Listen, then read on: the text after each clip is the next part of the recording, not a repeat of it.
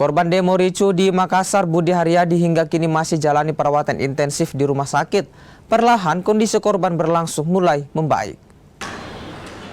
Setelah jalani perawatan lebih dari 1 pekan, korban demo ricu di Makassar, Budi Haryadi, perlahan mulai membaik.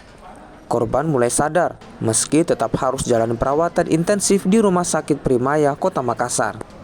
Kondisi sampai saat ini Budi ya sudah ada respon, sudah bisa bergerak, sudah bisa panggil mama, bapak. Itu yang saya tahu.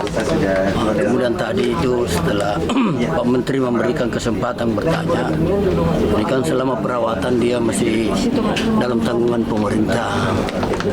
Bagaimana nanti setelah selesai di rumah sakit, lanjut berobat jalan, bagaimana penanganannya itu yang perlu.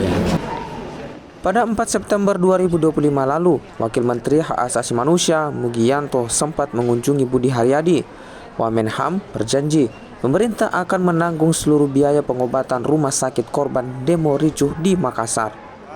Seluruh biaya ditanggung oleh pemerintah, jadi keluarga tidak perlu memikirkan soal biaya. Dan saya tadi juga sudah memastikan supaya pasien di sini diberi pelayanan yang terbaik supaya segera pulih, karena Pak Budi punya anak kecil 2 orang masih SD, dan Mas Budi sebagai Satpol PP kan pilar keluarga.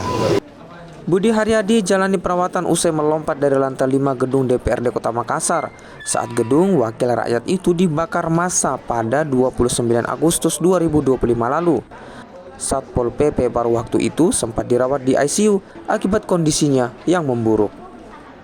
Rama Pratama, Kompas TV Makassar, Sulawesi Selatan.